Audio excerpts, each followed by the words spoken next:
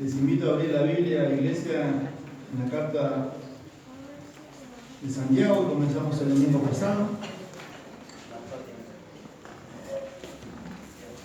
Santiago capítulo 1. El domingo pasado vimos versículo 1 al versículo 8.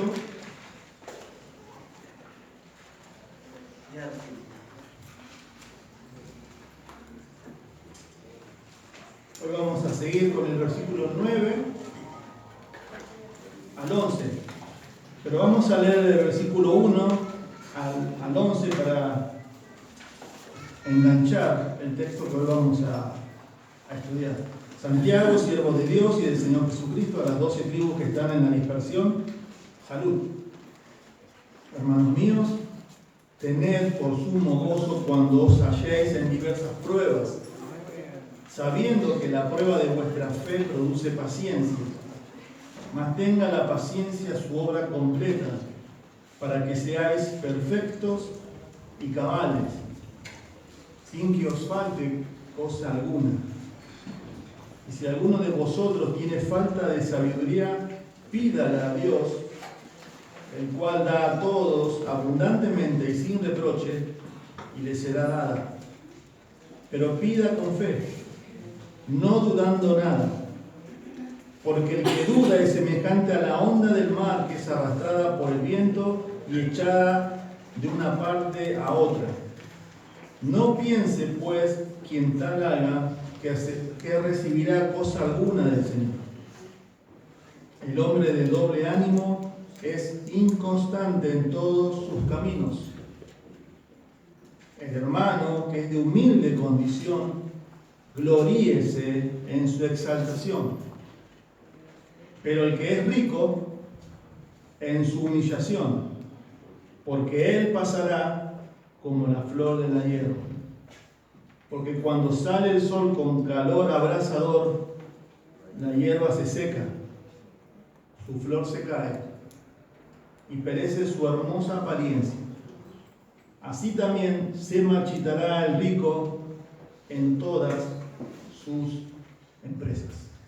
Señor, una vez más vamos a ti porque necesitamos, Señor, del ministerio del Espíritu Santo obrando aquí, Señor, en la iglesia, en tu pueblo, en la familia. Oramos por iluminación, que entendamos, Señor, la Escritura y nos hables. Oramos toda la semana para eso, Señor, para que al estudiar moldee nuestras vidas primero y luego, Señor, tomes tu palabra y moldees a tu iglesia cada día, Señor, más a la semejanza de Cristo. Pero también, Señor, toma tu palabra y quizás hay personas, Señor, que no tienen una fe viva, sino es una fe muerta. Obra, Señor, toma tu palabra y dale fe y arrepentimiento para que a sacarle, Señor, la venda de los ojos espirituales vean la hermosura de Cristo. Te lo pedimos en el nombre del Señor Jesús. Amén. Hemos leído, hermanos, del versículo 1 al versículo 11 que vamos a ver esta mañana. No solamente porque queremos leer de por sí, sino porque el tema es el mismo. Vamos a ver versículo 9 al 11 y el tema, el contexto sigue siendo las pruebas.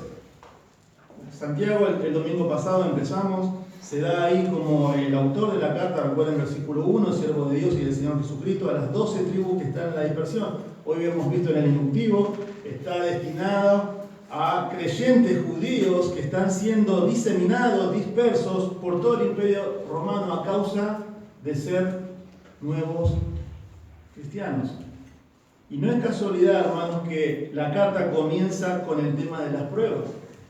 Santiago lo que está apuntando ahí realmente a estos cristianos que están siendo perseguidos, de que realmente su nueva vida en Cristo, su confianza en Cristo, va a traer dificultades en su vida. Y hablar de las pruebas, y no una prueba cualquiera. Recuerden que están siendo dispersados, sacados de su casa, sacados de su nación y dispersados por todo el imperio romano. ¿Sí? Es interesante también que la carta de Santiago, que por eso hemos elegido antes de comenzar Mateo, es una carta muy práctica. Muy práctica. Corta pero práctica, pero también al ser práctica no deja de ser teológica. de hablar de cómo es Dios también y cómo debe vivir un hijo de Dios. Así que si usted es creyente y quiere saber cómo debemos vivir los creyentes, de una forma muy práctica debemos estudiar y leer Santiago. Santiago tiene 108 versículos, de los cuales 54 son mandamientos. Entonces ahí está mostrando realmente que no es una opción lo que él manda, sino que debemos vivir de acuerdo a la palabra de Dios. Pero aquí Santiago nos va a enseñar, miren ahí vamos al versículo 9 al versículo 11, que tenemos en qué gloriarnos más allá de lo que estamos viviendo y a pesar de nuestro estatus social que tenemos. Por eso el título es gloriarnos en el Señor a pesar de mi situación económica. Vuelvo a reiterar, gloriarnos en el Señor a pesar de mi situación económica en la cual estoy viviendo, o Dios permite que yo viva.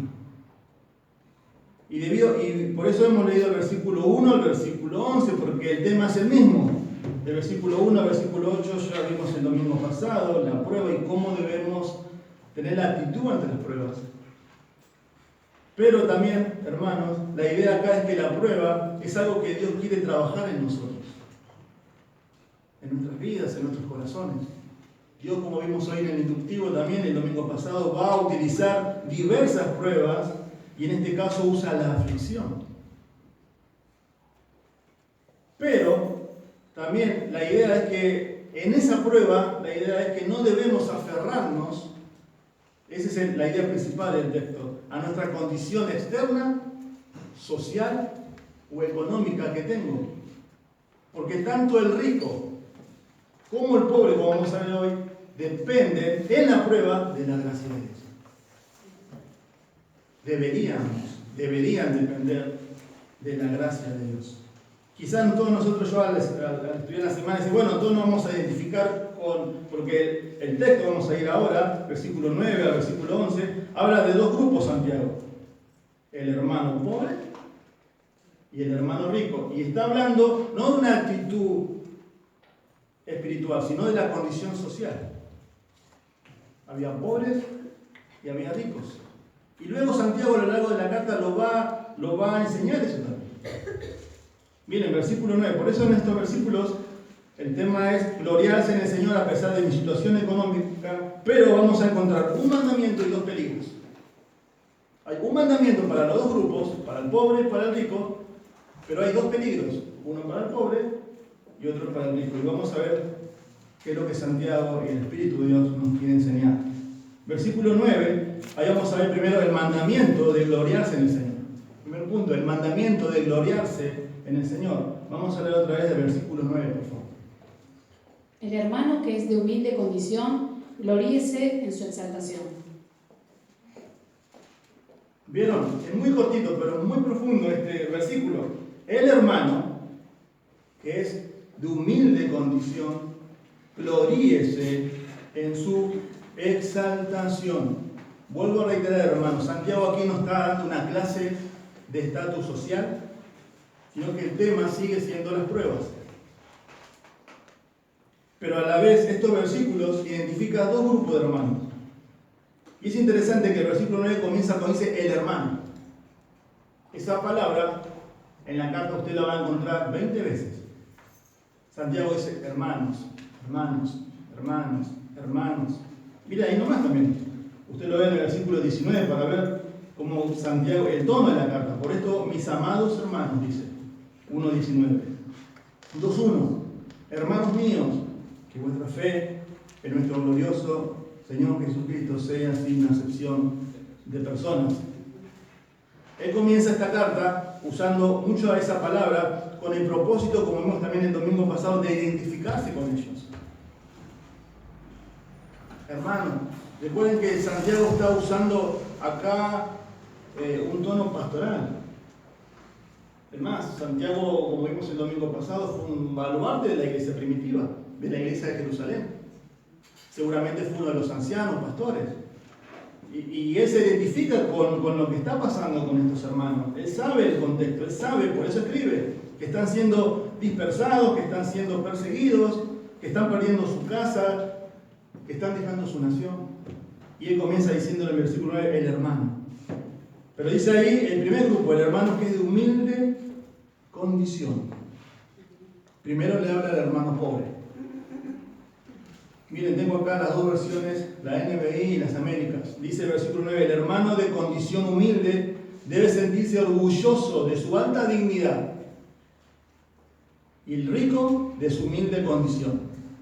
Y las Américas dice, pero el hermano de condición humilde se gloríe en su alta posición y el rico en su humillación. Traigo esos textos para que usted entienda un poco más qué significa ahí gloriarse. ¿Cómo es que los hermanos que están pasando necesidades, que son pobres, dice, deben gloriarse? Bueno, hermanos, ese verbo gloriarse, miren ahí versículo 9, es un verbo muy rico, muy profundo, y se lo voy a dar en detalle para que usted entienda qué es lo que Santiago está animando a estos hermanos y también por ende a nosotros lo que debemos hacer. Y el verbo gloriarse es el verbo principal que domina todo el texto, versículos 9, 10 y 11, porque le dice tanto al pobre como al rico que deben gloriarse. ¿En qué?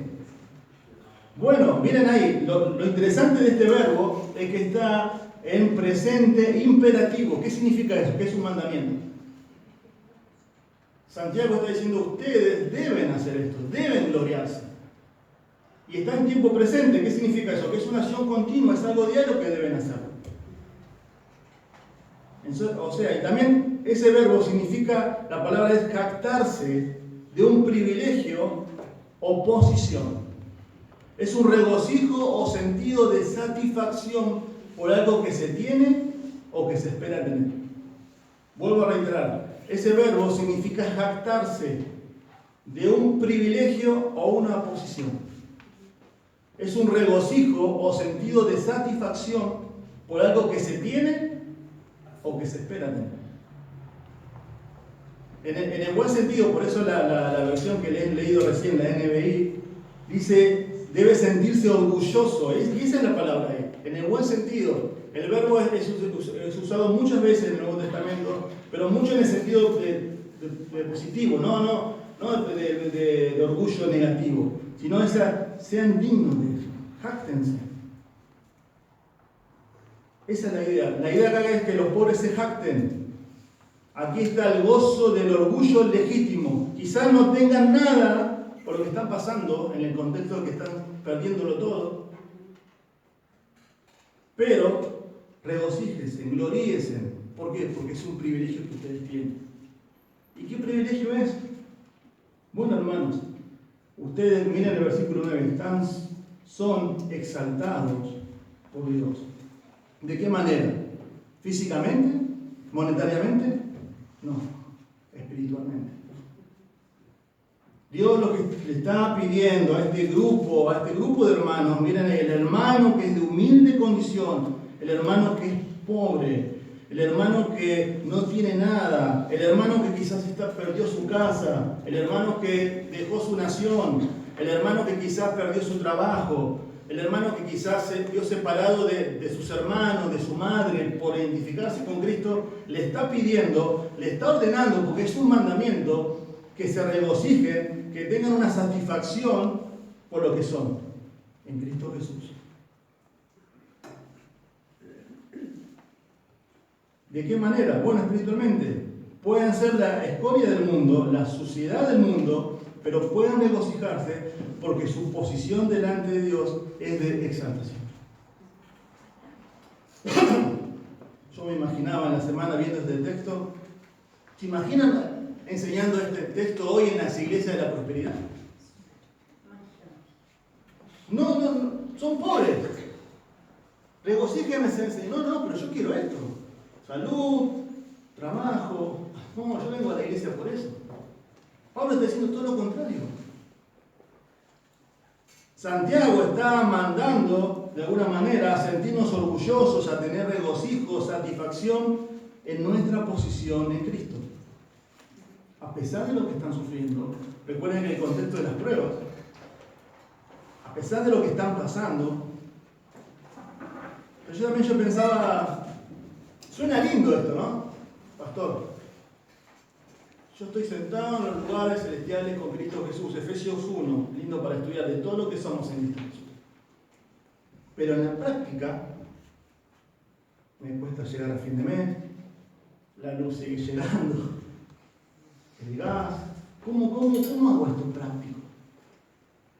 Bueno, hermanos, eso es lo que estás tratando de enseñar a estos hermanos, y por ende también a nosotros, de que esto es algo diario, pero también, como les dije, acá hay un peligro, que estos hermanos estaban quizás cayendo y que también nosotros podemos caer. Es el peligro de tener una actitud a lo opuesta a este verbo. Es la autocomiseración y que eso lleva a la queja. ¿Se entiende? El peligro que estos hermanos podrían pasar es a la autocomiseración, a mirarse a uno mismo por la situación que están viviendo, que están pasando, y eso lleva a la queja. ¿Por qué a mí? ¿Por qué tengo que dejar mi casa, mi nación, mi trabajo, mis amigos? Si yo estaba bien antes de convertirme. Recuerda, hoy lo compartíamos en el inductivo, les animo que vengan. Ellos recuerdan que la carta de Santiago, el pastor el domingo pasado lo dijo, está, me atrevo a decir, creo que es así, en el canon del Nuevo Testamento, es la primera que se inspiró. Estamos en el año 48-50 más o menos. Y ellos pasan, la mayoría recuerdan ahí, versículo 1, son judíos. Ellos pasan de la religión judía a ser cristianos. Y eso el Nuevo Testamento lo enseña mucho. Pues le costó mucho desenraigarse de su religión. Pero como decíamos hoy, el judío estaba cómodo con su religión. Adoraban al Dios vivo, iban al templo, sacrificaban su cordero, cubrían sus pecados, toda su ceremonia, la Pascua. Y ahora, al convertirse al cristianismo, cambia drásticamente. Y eso es lo que Santiago estamos viendo, por eso comienza con las pruebas. Y también, hermanos, vuelvo a reiterar, el domingo pasado también se dijo, y a lo largo de toda la carta se va a ver, realmente acá se va a ver, se va a evaluar, se va a examinar la verdadera fe y la fe falsa. Santiago en el capítulo 2 lo vamos a ver. Él dice una fe viva y una fe muerta. Y en el contexto de la prueba, de la aflicción, de la dificultad, va realmente a brotar, a salir, a emanar si la fe es verdadera o la fe es falsa. Entonces, ahí está el peligro. Pero también, para estudiar un poco acá, tenemos que estudiar también el contexto original, a quién fue destinada la carta, porque el contexto también lo dice. Estudiando un poquito, quería ver también qué era ser pobre en esta época. Porque nosotros tenemos el concepto, bueno, hoy de pobre, ¿no? Pero el pobre de acá, de que está Santiago hablando, el pobre del Nuevo Testamento en estos tiempos, no era pobre y no sufría el cepo cambiario, la inflación. No, era otra pobreza. Quiero leer algunas cosas que he visto para que ustedes entendamos bien a quién está escribiendo Santiago. Pero también esto me lleva a evaluarnos y a ser agradecidos al Señor. Dice que en esos tiempos, en los tiempos de acá, el número de pobres será grande y mucho, entre ellos los más numerosos. Bueno, el Señor dijo, ¿no? Pobre va a haber siempre. Figuraban los jornaleros, los trabajadores. El jornal medio de un denario de plata venía solamente, dice que el denario era para, uno trabajaba y ganaba un denario, era un sueldo de un trabajador diario. Pero esa plata solamente cubría las necesidades mínimas de una familia reducida. De no encontrar trabajo en varios días, el jornalero quedaba en la miseria más absoluta. Los esclavos y los libertos, estos últimos, sobre todo en el periodo inmediato a su emancipación, no tenían hacienda ni ingresos y quedaban por ello obligados a vivir de la ayuda ajena. Los esclavos judíos se encontraban en las casas judías bajo el amparo de la ley y eran considerados como jornaleros que vendían su trabajo por un periodo determinado. El año sabático, que que se repetía cada 7 años, les traía la libertad si su amo era judío. Más grave era la posesión de los esclavos paganos, o sea, los que no son judíos. Es interesante, quienes trataban frecuentemente de mejorarla con su conversión al judaísmo, haciéndose prosélitos. A esto no les alcanzaba la protección del año sabático. Sus amos podían aplicarles castigos corporales, no tenían ningún derecho, pero en todo caso el número de esclavos no pudo ser el más grande en Palestina. Un papel especial desempeñaban los mendigos, en su mayoría eran ciegos, tullidos, mutilados, que se veían obligados a mendigar. No existía una previsión social de carácter social, como hoy se tiene, ¿no? Si estos individuos no querían representar una carga para su familia, tenían que pedir limosna. Bueno, en el Nuevo Testamento se ve todo eso. En realidad la familia abusaba a menudo de su situación, ¿de quién? De estos mendigos, y trataba que con la caridad de ellos y la limosna tenían gran estima para los judíos como acción especialmente meritoria. Bueno, los judíos, la idea es que los judíos daban mucha limosna basada en la ley. La mayoría de la gente en ese tiempo vivían toda su vida con 2 o 3 mudas. Escuchen bien esto, la mayoría de la gente de esa época vivían con 2 o 3 mudas toda su vida. También el hambre, la carencia, la mutilación corporal es debido también a la exclusión abusiva de los países, de los reyes y los gobernantes, que vivían en guerras y en los saqueos que vivió generalmente en Jerusalén por todos los procesos que vivió en los que la Biblia habla. ¿Se entiende, no? Eso era ser pobre. Y yo pensaba en la semana y estudiando decía que ni yo, y estoy seguro, porque nosotros conocemos a la congregación, que ninguno de los que está sentado acá va a vivir esto. Eso era ser pobre. También estaban los ricos, por supuesto. Siempre hubo acaudalados. Pero la definición de la Biblia de ricos, escúchenme en esto, dice, los que contaban con más de lo que se necesita para vivir. Eso es una persona rica. Acá. Vuelvo a reiterar, los que contaban con más de lo que necesitaban para vivir. Primera Timoteo, que justo Jonathan hoy lo leyó, lo tengo acá, pero lo tengo en la versión Las Américas, para que usted entienda, mire lo que quiere decir la Biblia. Primera Timoteo 6:8. Pero la piedad, en efecto, es un medio de gran ganancia cuando es acompañada de contentamiento. Porque nada hemos traído al mundo, así que nada podemos sacar de él. Y si tenemos que comer y con qué cubrirnos, con eso estaremos contentos. Eso dice la Biblia. Eso es ser una persona rica.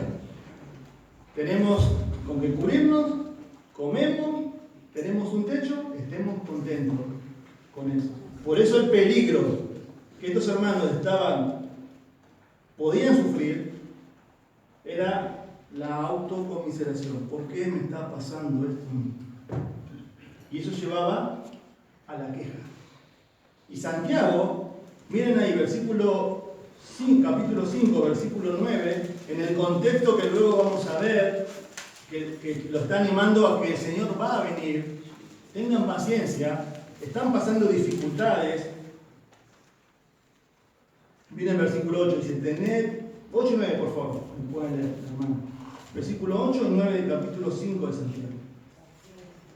Tened también vosotros paciencia y afirmad vuestros corazones, porque la venida del Señor se acerca. Hermanos, no os quejéis unos contra otros para que no seáis condenados. He aquí el juez está delante de la puerta. Dicen ahí, el contexto habla de la paciencia, afirmen vuestros corazones. Santiago sabía lo que estaban pasando. El Señor va a venir, sean pacientes. Pero mientras tanto, las circunstancias que Dios está permitiendo, que estén viviendo, es como vimos el domingo pasado. ¿Es para qué? Es para que vuestra fe tengamos una actitud de gozo, de consideración, de examinación, de ver que la mano de Dios la permite, de la paciencia, de saber soportar ante la dificultad. Eso va a llevar a la madurez. Y si nos falta sabiduría, ahí Dios dice, pídanla, no duden. Pero miren también ahí, capítulo 2, versículo 5. le habla al hermano pobre y les hace ver, ahí lo vamos a ver. Luego, ahí había un problema también, lo vamos a ver. En la iglesia, Santiago como buen pastor está viendo ahí en la iglesia que hay acepción de personas. En el rico y en el pobre. Y miren lo que dice del pobre. Versículo 5 del capítulo 2. Hermanos míos, amados, oíd. ¿No ha elegido Dios a los pobres de este mundo para que sean ricos en fe y herederos del reino que ha prometido a los que le aman? No ha elegido, miren hermanos otra vez. ¿No ha elegido Dios a los pobres de este mundo? Habla de pobreza física, la condición, para que sean ricos en fe y herederos del reino que ha prometido a los que le aman. Eso es lo que está hablando ahí, ¿no? Santiago.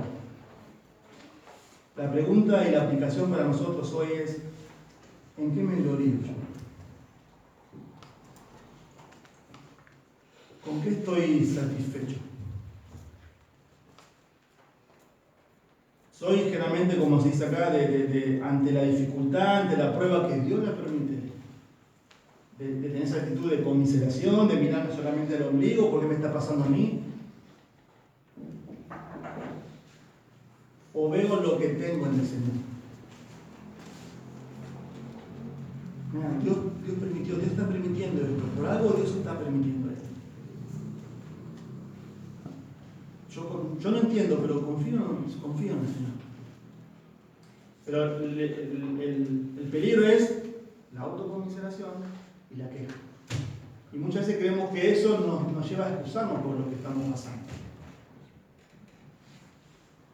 Pero ahí está, miren, y para ampliar eso, traigo un texto para apoyar lo que está diciendo, que es Roma. Hay muchos, de qué es gloriarse en el Señor, sentirse satisfecho, captarse. Pablo en Romanos 5, versículo 1, que todos lo conocemos: justificados pues por la fe tenemos paz para con Dios por medio de nuestro Señor Jesucristo. Pero sigue, versículo dice: por quien también tenemos entrada por la fe a esta gracia en la cual también estamos firmes y nos gloriamos. ¿En qué? ¿En lo que tengo? No, en la esperanza de la gloria de Dios. Y no solo esto, sino que también nos gloriamos, escuchen bien esto, en las tribulaciones. Sabiendo que la tribulación, miren, es muy paralelo a lo que Santiago está enseñando. Produce paciencia. Y la paciencia, prueba.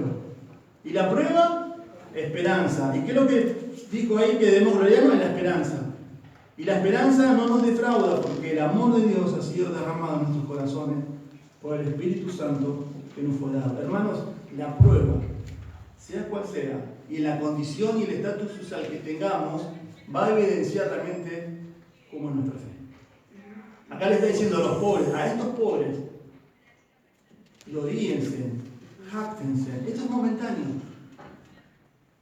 el Señor. Pero miren el contraste. Versículo 10, 9, al final, y versículo 10, por favor. El hermano que es de humilde condición, gloríese en su exaltación, pero el que es rico, en su humillación, porque él pasará como la flor de la hierba. Bueno, acá al estudiar esto, muchos comentaristas se disputan si el rico es creyente o no es creyente. ¿Cómo nos damos cuenta de eso? Por el contexto. Él viene hablando, miren, del hermano pobre. No dice del hermano rico, pero el contexto viene hablando de... Hay dos grupos de creyentes. Dice, pero el rico, al hermano, en su humillación, lo que está diciendo es que también el verbo de gloríese va para él. Pero la pregunta es, el rico se debe gloriar en la posición en Cristo, pero físicamente no pasa lo que pasa al pobre. Le es más fácil. Esa es nuestra primera tentación. Bueno, la Biblia acá está mostrando, y van a ver que Santiago habla más al rico que al pobre. Porque miren, versículo 9, la primera parte que recién vimos, el mandamiento, habla gloríese en su exaltación. Y de ahí sigue, versículo 10, 11, está dirigido al rico. Ahí está, ¿no? Dice, acá está hablando aunque no lo dice, está hablando al hermano que económicamente le va mejor. O quizás, escuche bien esto, es muy posible que este hermano, que es rico, empiece a padecer la persecución por Cristo. Quizás todavía no la está pasando. Puede venir. Y la idea es, ¿y si viene? ¿En qué te vas a apoyar?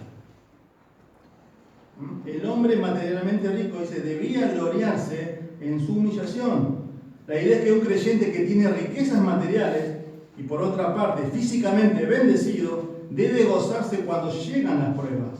Se ve contexto, ya que ellas le enseñan el carácter transitorio de esas cosas materiales y su incapacidad para dar satisfacción interior y perdurable o ayuda alguna, en especial una ayuda espiritual. ¿Qué está diciendo acá Santiago? Si viene la prueba, no te apoyes en lo que tenés. Así como el pobre debe gloriarse en su posición en Cristo y depender de la gracia de Dios, el rico también. Eso es lo que está diciendo. Eso es lo que está hablando el texto. La persona rica parece tenerlo todo en su lugar, se regocija, pero no en su riqueza, sino que está siendo humillado por Dios mediante las pruebas. Está siendo bajado. Cuando una persona rica enfrenta una prueba, comienza a darse cuenta de una manera realista de que todo lo que posee no puede comprar las cosas reales de la vida. Ese es el punto. El cristiano rico debe regocijarse porque cuando él enfrenta pruebas, él tiene que enfrentar la bancarrota de las riquezas mundanas y depender de las dádivas y de la gracia de Dios. Así como el peligro del pobre era autocompadecerse y llevar la queja, el peligro del rico es poner su confianza en lo que posee y no en el Señor. ¿Se entiende? Ese es el peligro. Ante la prueba, tiene plata, parece tenerlo todo, pero Santiago está hablando de otra cosa. Hay una frase de un autor que dijo: la fe en Cristo levanta al hermano humilde más allá de sus pruebas, a la gran altura de una posición en el reino de Cristo. Esa es la idea de gloriarse en el Señor, contentarme de acuerdo a mi posición. Mientras que como hijo de Dios, Él es rico, ¿quién? El pobre, y se puede regocijar y gloriarse. La fe en Cristo hace algo igualmente de bendito para el hermano rico. Lo llena el Espíritu de Cristo, el espíritu de humildad y la verdadera humildad cristiana. Conforme el hermano pobre se olvida de toda su pobreza terrenal, así el hermano rico se olvida de toda su riqueza terrenal, y los dos son iguales, están al mismo nivel por la fe en Cristo. Esa es la idea, tanto el pobre como el rico, sea cual sea su situación económica, tienen que depender en la prueba de la gracia de Dios, del auxilio de Dios. Pero vimos los dos peligros: el pobre a la autocomiseración y a la queja, el rico a aferrarse a lo que tiene, porque lo tiene todo. Y eso es lo que Pablo enseña en Filipenses 4. ¿Vieron que está siempre la frase que siempre lo decimos acá en el púlpito con el pastoreal? Todo lo puedo en Cristo que me fortalece. Pero ¿cuál es el contexto ahí? La situación, sé vivir humildemente y sé vivir cuando hay abundancia. En todo y por todo he sido aprendido, dice Pablo. Si hay o no hay. Pero no depende del contexto del estatus social o de la economía. Depende de lo que el Señor entiende espiritualmente y soy en el Señor. Eso es lo que Pablo está diciendo. Y esa es la idea. El rico, su peligro es poner su confianza en lo que posee y no en el Señor. Y hermanos, también, más allá de que nosotros no somos ricos materialmente, también es nuestra inclinación a eso. Y eso es lo que está hablando acá. Miren, Santiago es como que está diciendo: el dinero no saca a la gente de sus problemas. ¿Usted cree que sí? ¿Ven cómo el mundo vive? ¿Ustedes creen que el dinero saca los problemas de la gente? No, no lo saca. ¿Por qué? Porque la prueba es algo que Dios quiere obrar en el corazón. La condición social es algo de afuera. Y es como reacciono a lo que Dios quiere y permite en mi vida.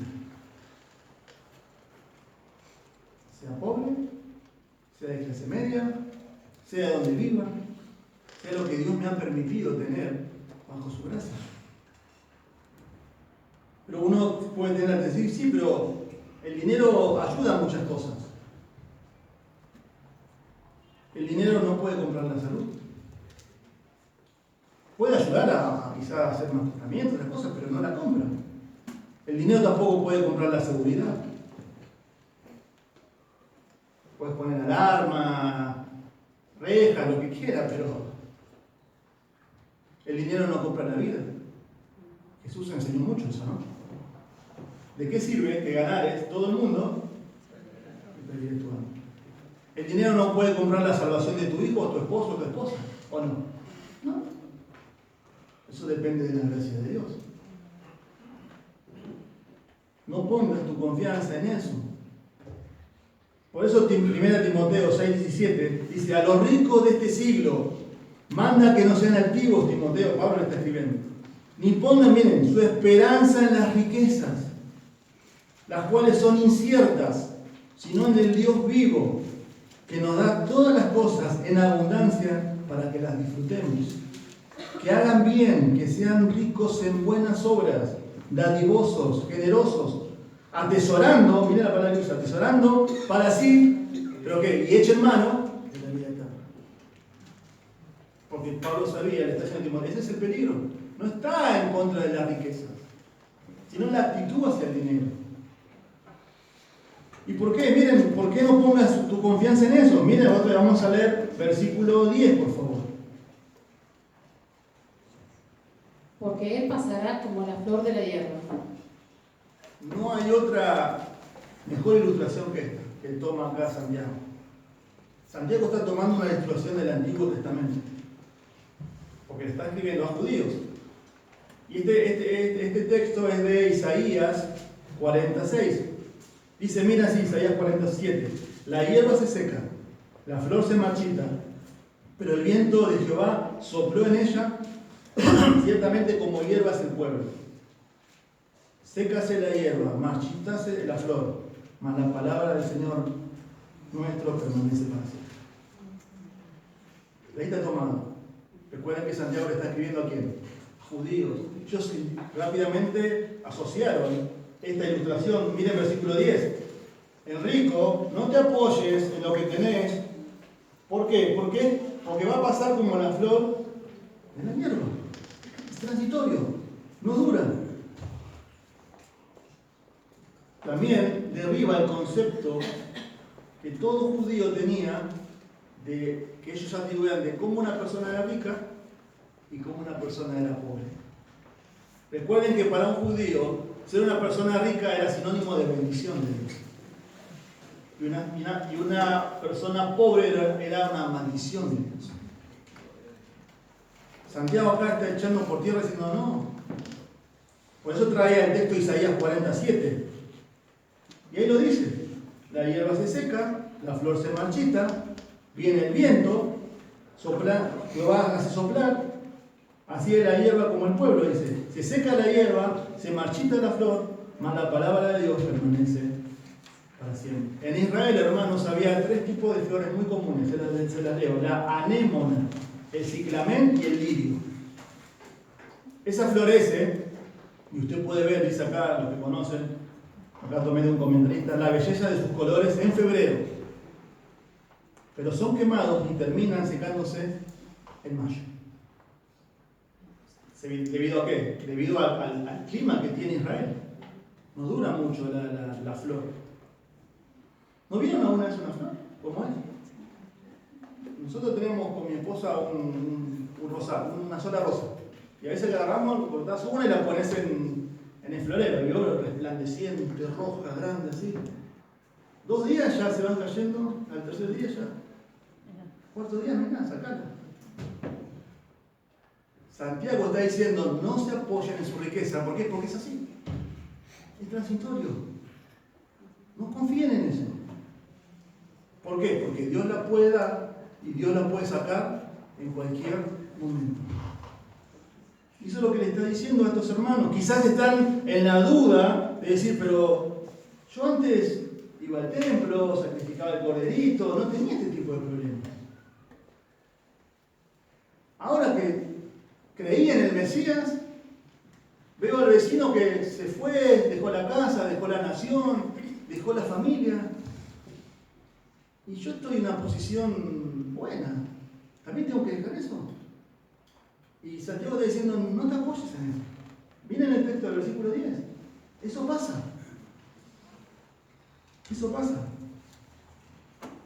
No voy a confiar en estas cosas que pasan tan rápido, que se queman tan rápido. Y Santiago sigue con la ilustración, aún más en el versículo 11. Por favor, versículo 11.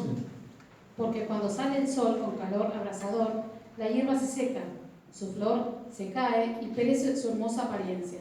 Así también se marchitará el rico en todas sus empresas. Sigue con esa ilustración. Porque cuando sale el sol, con calor abrasador, ese es el clima que ellos viven de Israel. En el desierto, desértico. La hierba se seca. Recuerden, sale en febrero, ya en mayo no hay nada. La flor se cae. Y todo lo hermoso de los colores, lo lindo, lo resplandeciente de las plantas, es solamente apariencia. Así también se marchará el rico en todas sus empresas. Por eso que las pruebas ponen en evidencia las pruebas, la dificultad, la aflicción. Si uno realmente, por eso Santiago, no es casualidad, el Espíritu Santo está guiando acá, que comienza con este tema. La prueba, la dificultad, la aflicción, va a poner en evidencia tu verdadera fe. Como vimos el domingo pasado, ¿dónde está? ¿En la arena? En el cimiento. Y esa es la idea. ¿Sos salvo? ¿Sos creyente de verdad? ¿Sos un genuino creyente de verdad? Lo podemos decir. Santiago va a hablar mucho del que dice, pero no el que hace. Miren, un autor dijo con respecto a las pruebas, ese es el contexto. Aquí está la diferencia clara entre los piadosos y los impíos, entre un creyente y un no creyente. Vienen en el sufrimiento de las pruebas. Los impíos, entre más coloca el Señor su mano sobre ellos, más murmuran y se rebelan en contra de ellos. Los fieles, o sea, los creyentes, cuando se sienten abrumados con el pecado, turbados con los conflictos de Satanás, cuando sienten el enojo de Dios ofendido con ellos, huyen a los brazos de la misericordia de Dios y se aferran a la mano de Dios, quien está abofeteándolos y la besa. Creo que nosotros, en el sentido figurado, besaríamos más la mano de Dios si entendiéramos que Dios nos hace pasar por una aflicción para nuestro bien.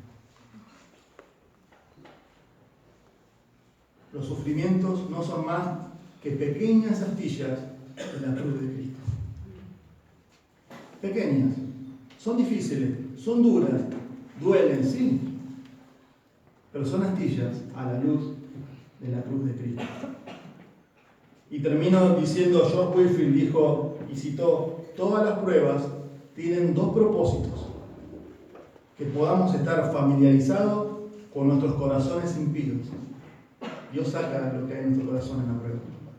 Y que podamos estar familiarizados con nuestro Salvador amado. Ese también es el otro propósito. Saca lo que hay en nuestro corazón, pero también nos hace aferrar a la gracia de Dios. Tanto el pobre como el rico necesitan los dos de la gracia de Dios. Terminando, la idea es: ¿en qué me estoy gloriando? ¿En qué estoy satisfecho?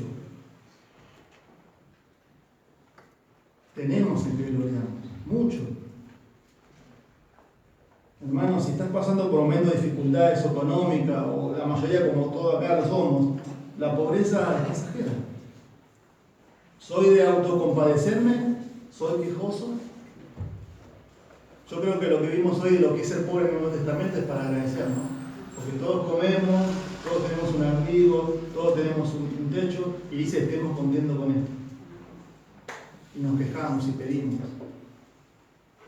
Pero Dios, en la dificultad, la idea es que debemos ser sostenidos solamente por la mano de Él y besarle.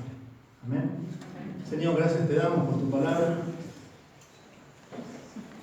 Y qué bueno es estudiar, Señor, esta preciosa carta. Toda la Biblia es preciosa, es inerrante, es tu palabra.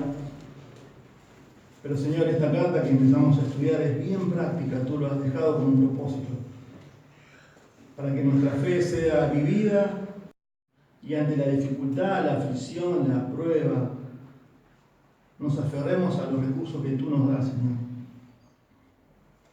Y ayudarnos, Señor, si hoy hemos visto dos peligros, ante la dificultad, ante la prueba, que quizás estamos siendo orientados a compadecernos a nosotros mismos y no ver tu propósito, que es el que maduremos, a quejarnos, y también, Señor, a poner confianza en otras cosas, materiales o en personas, y no en ti, Señor.